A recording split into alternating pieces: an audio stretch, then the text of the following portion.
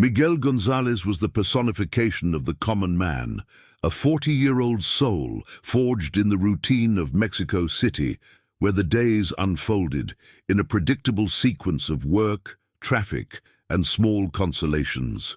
His life was a script with no surprises, a path trodden by millions, but his true identity flourished under the cream-yellow sun of Club América. The team's jersey was not just a piece of fabric, it was his skin, his armor, the symbol of a passion that transcended logic and connected him to something larger than his own existence. He was a spectator by nature, both in the stands of the Azteca Stadium and in the modest seats of his own life, always watching, never acting. Stories like Miguel's deserve to be told, and so that I can continue to bring such impactful accounts, I need your help. If you are connecting with this journey, please subscribe to the channel. Our goal is to reach 1,000 subscribers, and your support is fundamental. Also, comment on which city you're watching from so we know how far these stories reach. That piece of yellow polyester was more than a uniform. It was a legacy. It represented Sunday afternoons with his father, the radio crackling with goals that became legends, and the feeling of belonging to a nation of hearts that beat to the same frantic rhythm with every attack by the Eagles. In the anonymity of his middle-class life, where the days were grey and victories were rare, wearing the America jersey transformed him. He ceased to be just. Miguel, the employee, to become part of an army, a member of a loud and proud family. It was a stubborn loyalty, an unshakable faith that gave color and purpose to a world that would otherwise be overwhelmingly monotonous. The jersey was his flag in a life without battles, the emblem of a devotion he had never needed to prove outside the stadiums. That night, the taqueria vibrated with the warmth of daily life. The air was impregnated with the smell of fresh cilantro, grilled onions, and the sizzling smoke of meat on the griddle. Families gathered around plastic tables, the sound of children's laughter mixing with the clatter of the cooks and the hum of the television tuned to some news broadcast. Miguel was in his element, a solitary observer amidst the crowd. Sitting in a corner, he savored his tacos al pastor, his head down, his eyes fixed on his phone screen, where a replay of a glorious America goal played on a loop. It was his little sanctuary, a moment of peace stolen from the hustle of the week, a refuge where he could simply be himself, invisible and content in his own bubble of tranquility. Inside, Miguel waged a silent war against mediocrity. He saw himself as a functional but replaceable part in the great machinery of the city. He fulfilled his obligations, paid his bills, and dreamed of a heroism he only found on the soccer fields. His heroes wore cleats and chased a ball, performing feats he could only applaud from a distance. This passivity frustrated him.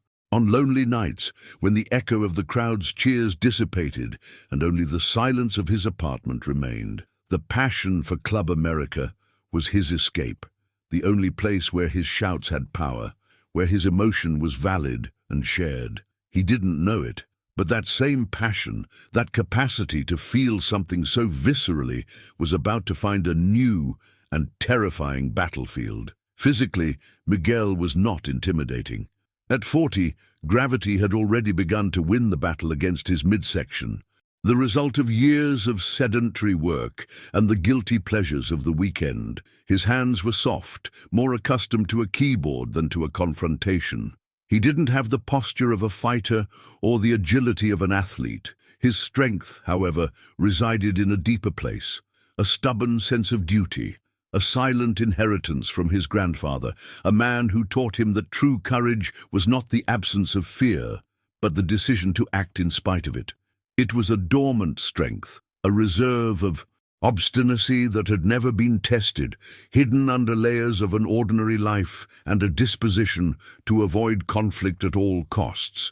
The taqueria was not just a restaurant. It was a community center, an oasis of normality in a neighborhood that knew its own hardships well. It was the place where victories were celebrated with an extra round of tacos and defeats were drowned in spicy salsa. The owner, a friendly, mustachioed man, knew most of the customers by name. That night, the atmosphere was particularly welcoming, a tapestry of lives intersecting under the fluorescent lights. Exhausted workers recharging their energy, young couples sharing secrets in low voices, and children drawing on napkins. It was this world, with its fragile and everyday beauty, that was about to be invaded. Miguel, without realizing it, was about to defend not just people, but the very sanctuary of the community. He took another bite of his taco, the familiar taste of grilled pineapple and marinated meat, comforting him.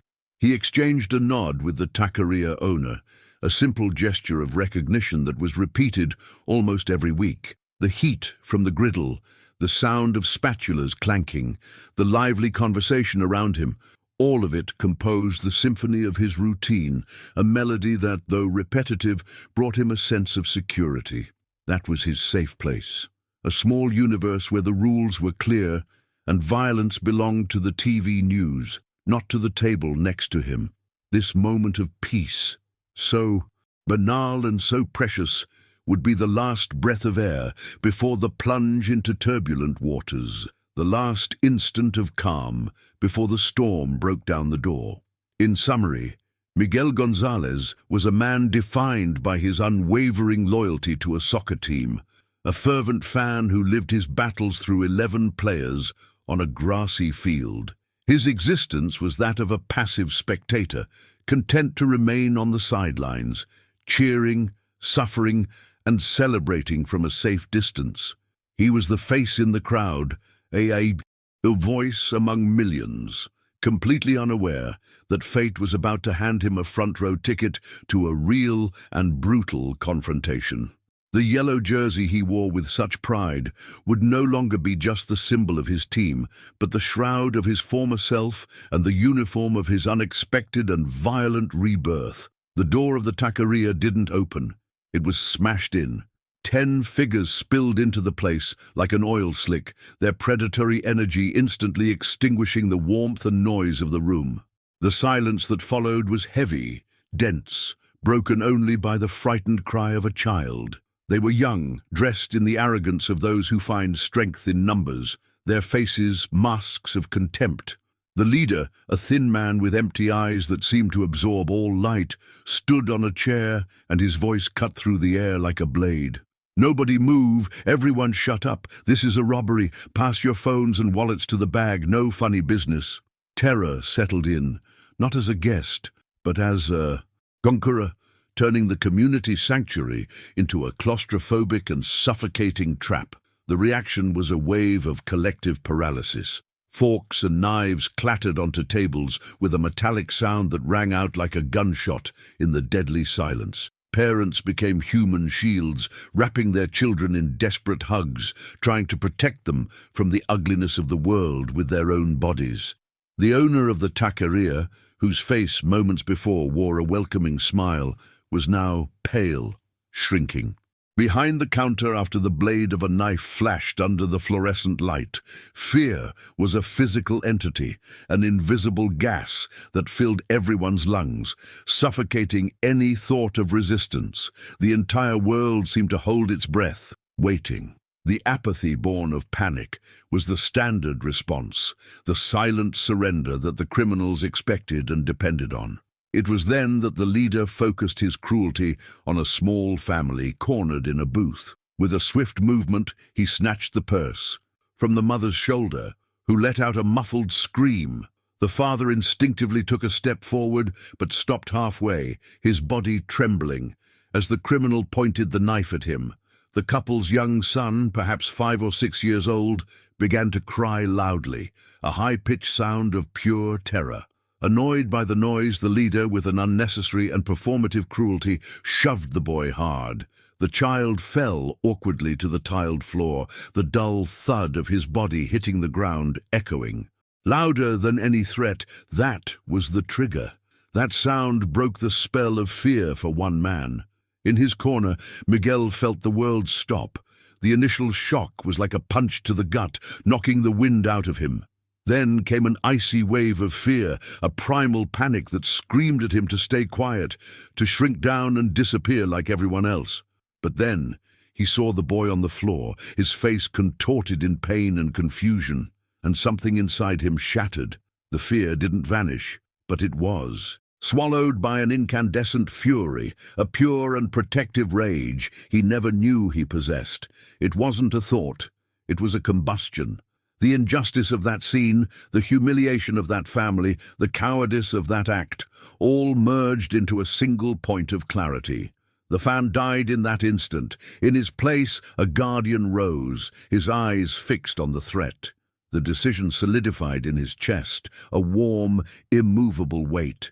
He looked at the terrified faces around him, at the mother's silent weeping and the father's helplessness. He saw the casual cruelty of the aggressors and the complete surrender of all the other victims. A question echoed in his mind, a desperate outcry that was also a call to action. If nobody does anything, they'll just keep going. In that moment, he understood that passivity was a form of complicity. The silent promise he made to himself was not of victory, but of resistance. He would not stand by. He would no longer be a spectator. That choice, born of empathy and rage, sealed his fate. He was going to act, and to hell with the consequences. The first step into battle had been taken internally. Miguel's first move was not that of an action hero, but of a desperate man using what was at hand. He didn't charge the wall of 10 men, he used the intelligence of panic. With a guttural roar that tore from his throat, a mix of fury and terror, he grabbed a heavy, metal-legged chair. Without hesitation, he hurled it with all his might, not at a person, but across the room, into a stack of empty soda crates. The crash was deafening, an explosion of plastic and metal that echoed like a gunshot in the oppressive silence. The distraction was total and instantaneous. For one crucial second, every gaze, including those of the most alert criminals, snapped toward the source of the chaos, breaking the hypnosis of fear that had gripped the room. In that split second of widespread confusion, Miguel's protective instinct operated with surprising clarity. His eyes met those of the cornered family's father. There was no time for words, only for a primal and desperate communication. Miguel gestured frantically toward the door, his lips forming the word "go" in a silent, urgent whisper. The man understood instantly. Without a moment's hesitation, he scooped his son off the floor, grabbed his wife's arm, and dragged them toward the exit. They moved like shadows, disappearing into the night before the gang could process what had happened. Miguel's first objective, born of the pure instinct to protect the innocent, was accomplished, but the consequence was immediate. He was no longer a face in the crowd, but the sole target. The gang leader turned slowly, his cold eyes fixing on Miguel with a lethal intensity. The initial surprise on his face gave way to a mask of outraged fury. "Who the hell do you think you are, you clown?" He spat the words, his voice low and full of venom. The affront was unacceptable. The sheep had fought back. With a subtle nod, he ordered 2 of his closest men to handle the problem. The dynamic shifted from an impersonal robbery to a personal punishment. The 2 thugs split up, advancing on Miguel with knives drawn, a cruel smile on their lips. The rest of the customers shrank back even further, their fear now mixed with a horrified fascination for the imminent sacrifice of that lone man. Miguel was not a fighter. His movements were clumsy, instinctive. He backpedaled, knocking over a table and using it as a makeshift barrier between himself and the attackers. They circled him, coming from different angles. He dodged a wild slash, feeling the wind from the blade pass inches from his face. The second strike was faster. The knife tore through the sleeve of his beloved Club América jersey, opening a shallow but burning cut on his forearm. The sound of the fabric ripping was strangely intimate, a violation not just of his skin, but of his symbol, his identity. The sharp pain brought him to the brutal reality of the confrontation. This was no game, and he was losing. Pinned behind the overturned table, with the two blades searching for an opening, Miguel's eyes darted around the room in a frantic search for a weapon, for a chance. That's when he saw it. On the corner of the counter, a large aluminum pot was bubbling over a flame, full of boiling water used for cooking corn. In a move driven by the pure adrenaline of survival, he shoved the table hard into the two men, buying himself a precious second. He lunged for the counter, grabbed the pot's handle with both hands, ignoring the heat searing his fingers, and hurled the scalding contents at his aggressors. Screams of pure, piercing agony filled the air, overpowering all other sounds. One of them fell to his knees, his face disfigured by pain. The unexpected brutality of Miguel's retaliation sent a shockwave through the gang. They had come expecting fear and submission, the usual script of intimidation that worked every time. Instead, they found a savage and painful resistance. The other criminals, who had been watching with amusement, now hesitated. Their confidence in their numbers began to waver. The man in the yellow jersey was not a sheep. He was a cornered animal, unpredictable and dangerous. The script had been torn up, and uncertainty began to corrode the group's arrogance. This was no longer an easy score. It had turned into an ugly, unpredictable street fight, and they were no longer in complete control of the situation. While his body acted on instinct, Miguel's mind was a whirlwind of conflicting thoughts. Adrenaline burned in his veins, sharpening his senses and numbing the pain, but beneath that wave of energy, the primal terror continued to scream. His hands were shaking uncontrollably. His breath came in short, desperate gasps. He could feel the hot blood trickling from the cut on his arm. A voice in his head, the voice of reason and self-preservation, cursed him. "What are you doing? You're going to die here, for nothing." The real battle was not just against the men in front of him, but against the paralysis of fear that threatened to overwhelm him at any second. Behind the counter, the taqueria owner watched the scene with wide eyes. The image of the criminal screaming on the floor, his face covered in blisters, and of Miguel panting, wounded but still standing and defiant, broke the spell of his fear. He saw the torn and blood-stained yellow jersey, and for the first time that night he didn't see a fan, but a fighter. A spark of something he thought he had lost long ago, shame for his inaction, admiration for another's courage, ignited within him. He didn't move yet, but his posture changed. Resignation gave way to keen observation. He was now an active witness, looking for his own moment to intervene. Humiliation was poison in the leader's mouth. His simple plan was falling apart, his authority undermined by an ordinary man.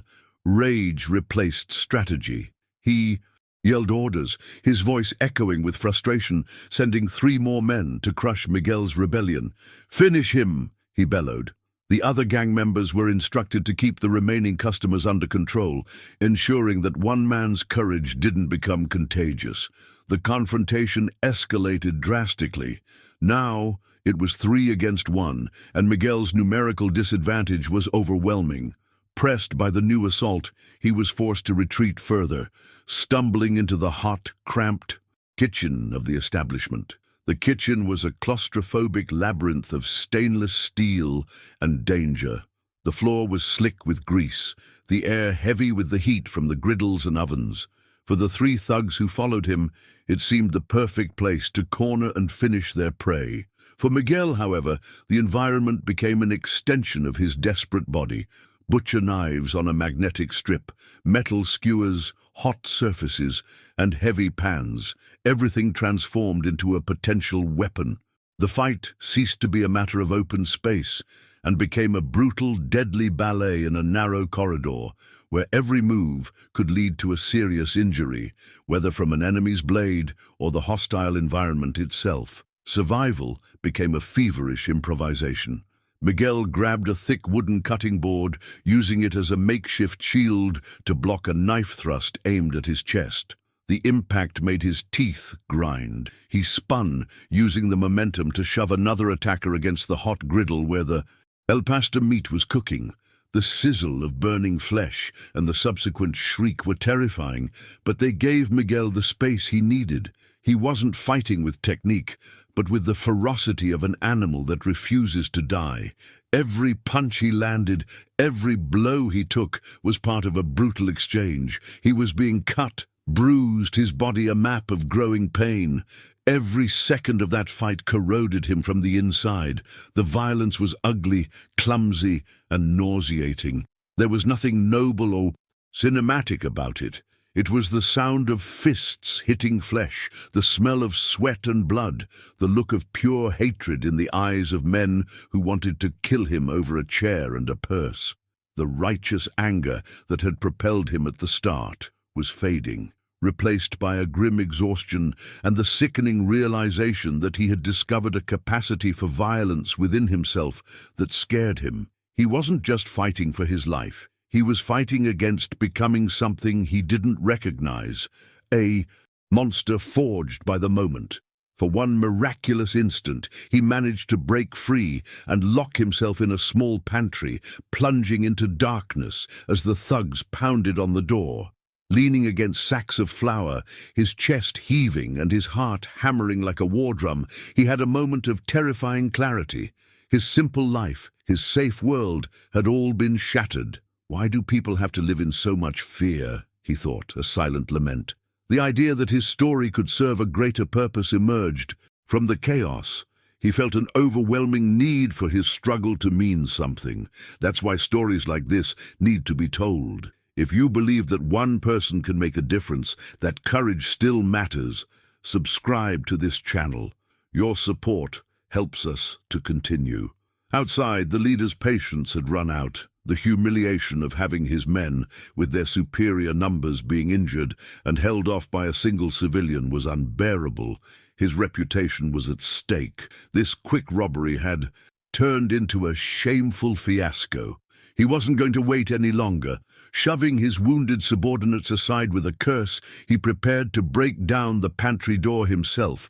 He was going to end this, no longer for profit, but for revenge. The fight was approaching its climax, the final confrontation between the pack leader and the lone wolf he had created. In the darkness of the pantry, amidst the smell of spices and grains, Miguel's eyes adjusted and found a red metal cylinder mounted on the wall. A fire extinguisher. It wasn't hope he felt, but a cold, heavy determination. He was not going to die in here, hiding in the dark like a rat. He refused to let the last image of his life be that of a coward. Grasping the heavy extinguisher, he felt its reassuring weight in his hands. The passive spectator, the fan in the stands, was dead and buried. In his place was a man who had accepted his role at the center of the arena. He took a deep breath, preparing for the final act. The pantry door splintered under the force of the leader's shoulder. He burst into the darkness, knife first, expecting to find a cowering man. Instead, he was met with a thick, icy cloud of carbon dioxide. Miguel discharged the extinguisher directly in his face. The leader screamed, blinded and choking, the chemical powder filling his lungs. Before he could recover, Miguel lunged forward and swung the metal cylinder like a club. The impact against the leader's shoulder was accompanied by a sickening crack of breaking bone. The leader's cry of pain was the turning point of the battle. Seeing their leader on the ground, blinded and with a broken arm, was the spark that ignited panic among the remaining gang members. The illusion of their invincibility, the strength that came from their unity, and the certainty of victory evaporated instantly. Arrogance turned into raw fear. The pack, without its alpha, fell apart. Two of the criminals, seeing the savagery with which Miguel fought and the state of their comrades, didn't think twice. They turned and ran for the door, the desire to escape overpowering any loyalty or previous orders. The tide had turned decisively. At that exact moment, the taqueria owner, the mustachioed man who had been watching from behind the counter, finally acted. Inspired by the leader's fall, he grabbed the nearest tool, a heavy iron skillet, and came out of his hiding place. At the same time, two other customers, young university students who until then had been paralyzed under a table, found their own courage. Together, the three of them ran to the entrance, not to attack directly, but to block the escape route. Miguel's act had not only neutralized the threat, but had also awakened the others from their stupor of fear. What followed was chaos, transformed into community resistance. The other customers, seeing that the attackers were at a disadvantage and panicking, joined the fray. Soda bottles, ceramic plates, and chairs began to fly toward the remaining criminals. It was no longer one man's fight against 10. It was the fight of an entire restaurant against unwanted invaders. The community, once a collection of terrified individuals, had become a united and furious force, reclaiming its space with a reactive and desperate violence. The balance of power had completely shifted. Miguel, however, could barely stand. The adrenaline that had sustained him was rapidly depleting, leaving behind an excruciating pain that radiated from every inch of his body. He was soaked in sweat and blood, his own and that of others. He leaned heavily against a kitchen wall, his vision starting to blur at the edges. He watched as if from a distance the brawl that he had instigated. There was no sense of victory, only a profound, overwhelming weariness. He had done the impossible, but the physical and mental cost was astronomical. Even with the tide turned, the danger was not over. One of the thugs he had faced in the kitchen, the one he had pushed against the griddle, got back up. His face was a mask of hatred and pain, his skin burnt and red. Ignoring the general brawl, his eyes fixed on Miguel, the source of his pain and humiliation. With a cry of rage, he charged at the exhausted Miguel, seeking a final, desperate revenge against the man who had dared to fight back. Miguel saw the attack coming, but his body refused to respond. Before the thug could reach his target, a figure appeared in the taqueria's doorway. It was the father of the family Miguel had saved. After ensuring his wife and son were safe in a nearby shop, he had returned, driven by an overwhelming sense of gratitude and a newfound sense of duty. Seeing Miguel in danger, he didn't hesitate. He ran and threw himself at the aggressor in a clumsy but effective tackle, bringing him to the ground. The man who had been saved had now become a savior, completing the circle of courage Miguel had started. With its last aggressive member subdued, the gang's resistance completely fell apart. The few who were still standing either surrendered to the enraged crowd or were quickly overpowered by the collective effort. The power of the group, once their greatest weapon, was now their ruin, as there was no escaping the fury of 20 people in a confined space. The battle for the taqueria was over, not with a single heroic blow, but with the awakening of a community that refused to be victimized. Miguel looked down at his jersey. The vibrant yellow of Club América was now stained with dirt, grease, and dark patches of blood. It was torn in several places, a ruin of the symbol that gave him so much pride. But now, it meant something more. It was no longer just the emblem of a team. It was the flag of his own battle, the testament to his resistance. He didn't feel like a hero. He felt empty, sore, and irrevocably changed. The violence had marked him, leaving scars that went far beyond the skin. It was then that a new sound penetrated the cacophony of the taqueria, the rising, piercing wail of police sirens. The sound grew rapidly closer, an announcement that order was on its way to restore normality. But for Miguel and for everyone else present that night, the line separating order from chaos, civilization from savagery, had been permanently blurred. The physical confrontation was over, but its internal shockwaves, the true aftermath of that night, were just beginning to be felt. The sirens wailed ever closer, a harbinger of an order that was arriving too late. Inside the taqueria, the explosion of violence had subsided into a tense, fragile stillness. The victorious customers and the subdued criminals watched each other in an exhausted stalemate. But the source of all the chaos had not yet been extinguished. The leader, moving with agonizing pain, managed to get to one knee. His face was a grotesque mask of chemical powder, sweat, and a hatred so pure it seemed to have a life of its own. He cradled his broken arm against his body, but his bloodshot eyes found Miguel across the room. For him, the battle was not over. The police could take his men. His revenge would be personal. Ignoring the piercing pain and the cries of his accomplices, the leader staggered toward Miguel, moving with the determination of a wounded predator. In his good hand, he held the knife he had retrieved from the floor. The crowd, which moments before was a united force, instinctively parted, creating a corridor between the two men. The fight had been stripped of its communal aspect, returning to its most primal essence. A duel between the man who embodied anarchic violence and the ordinary citizen who dared to say no. The air grew heavy with anticipation, everyone holding their breath to witness the final act of this terrible play. The collective courage gave way to a terrified fascination with the final, inevitable confrontation. Miguel was at the limit of his strength. His body was a map of pain, every muscle protesting, every cut burning like fire. The wave of adrenaline that had turned him into a savage fighter had receded, leaving behind an exhaustion that weighed on his bones like lead. He saw the leader approaching, the blade gleaming, and a part of him, the rational and exhausted part, just wanted to lie down on the floor and give up. This was his greatest trial, not the hateful figure before him, but the internal battle against the abyss of exhaustion. He had to make a conscious choice to fight one more time, to find one last drop of strength when his body and mind were begging for it to end. With a roar of fury, the leader lunged forward, the knife strike a clumsy but lethal arc. Miguel, too slow to dodge completely, instinctively raised his arm to protect himself. The blade sank into his forearm, the same limb where his jersey was already torn.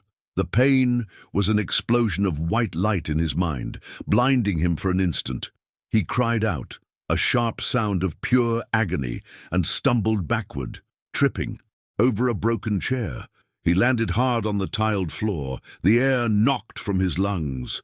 Disarmed, wounded, and vulnerable, he looked up to see the leader looming over him, knife raised for the killing blow.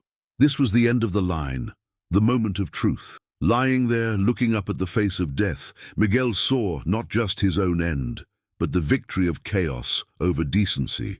It was then that a final spark of desperate genius ignited. His jacket, which he wore tied around his waist, became his last weapon. In the exact instant that the leader brought his arm down for the final strike, Miguel ripped the jacket off and with a swift, precise movement threw it over the aggressor's head and armed arm. The thick fabric blinded him and tangled the knife, thwarting the attack. This decisive action, an act of pure improvisation, was his final transformation. In this crucial moment, if you feel the power of human resilience, show your support. Subscribe, because your strength helps us continue. Telling stories that matter. The instant the jacket covered the leader's face, the spell of fear that still paralyzed the nearest onlookers was broken.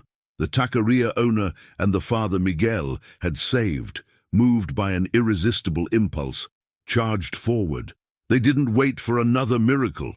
Together they crashed into the blinded and disoriented leader, knocking him to the ground. A desperate struggle for control of the knife ensued, now tangled in the jacket's fabric. Miguel's final act of courage was not to win the fight alone, but to create the opportunity for the community he had inspired to deliver the final blow. His bravery was no longer solitary. It had become an instant legacy. With the leader finally subdued and disarmed, a collective sigh of relief and exhaustion swept through the establishment. It was at that exact moment that police officers, guns drawn, burst into the taqueria. They were met with a scene of carnage and destruction, bodies groaning on the floor, overturned tables, shattered glass everywhere. And in the center of it all, like the calm eye of the storm, was Miguel. He remained lying on his back, clutching his profusely bleeding arm, his eyes fixed on the stained ceiling. He didn't register the police shouting orders or the paramedics rushing toward him. His mind was trapped in that final instant, reliving the moment he had to embrace the darkness in order to survive. The flashing lights of the patrol cars painted the devastated interior. of the taqueria in strokes of red and blue, creating a surreal scene. For Miguel, the world had become a blur of sound and motion. Paramedics were wrapping his arm, their voices distant, as if coming from underwater. He watched apathetically as the police hauled the criminals away, one by one. The leader, before disappearing into the night, gave him one last look, a silent promise of eternal hatred. Miguel felt nothing in return, no triumph, no relief, only a deep, hollow emptiness. Order had been restored, but the trauma was a fine dust that had settled upon his soul, and he knew he would never be able to fully wipe it clean. As they prepared him for the ambulance, the family he had saved approached. The mother, her face bathed in tears, tried to express her gratitude in a torrent of words that were lost in the air. The father, in silence, placed a firm hand on Miguel's shoulder, a gesture that conveyed a respect and thanks deeper than any speech. It was the boy, however, who struck him to the core. The child no longer cried. He just looked at the man in the torn yellow jersey with pure, unconditional admiration, the same kind Miguel reserved for his soccer idols. In that gaze, Miguel glimpsed the true meaning of that night. He didn't fight for pride or anger. He fought for a child's right not to be afraid. At the hospital, after hours of waiting and the sharp pain of needles closing his wounds, a nurse placed his belongings on a tray beside the bed. There it was, his club. América jersey, now a dirty rag, stiff with dried blood. He picked it up with his good hand, feeling the rough fabric. Every tear, every stain of grease and blood was a paragraph in the story of that night. The jersey was no longer the symbol of a team, but the epitaph of the man he used to be, the passive spectator, and the birth certificate of the man he had become. He knew he would never wear it again, but he also knew he would never get rid of it. It was a sacred relic, a testament to his darkest and most courageous hour. Days later, Miguel returned to the taqueria. The place was clean, the windows replaced, and the smell of meat on the griddle once again filled the air, an act of stubborn resilience. The owner greeted him with a hug, declaring that he and his family would eat for free there for the rest of their lives. The other customers, the familiar faces of the neighborhood, greeted him with a respectful nod. He was no longer invisible. He carried the weight of their recognition and the silent responsibility of his act. The world around him hadn't changed, but his perception of it had. He saw the fragility of everyday peace, but he also saw the dormant courage in the hearts of ordinary people, just waiting for the right call to awaken. He sat at his usual table, wearing a new América jersey, which felt strange and too pristine. He didn't feel like a hero. Heroes belonged in stadiums and on movie screens. He was just Miguel González, a man who, when confronted with evil, discovered that inaction was a heavier burden than fear. Looking at his reflection in the window glass, he saw a different man, whose eyes carried a wisdom he never desired. His journey proved that strength is not the absence of fear, but the decision to act despite it. Let this story serve as a reminder. If you were moved by this common man's journey, please subscribe and share. Let's show the world that inside every one of us, there is a hero waiting to rise.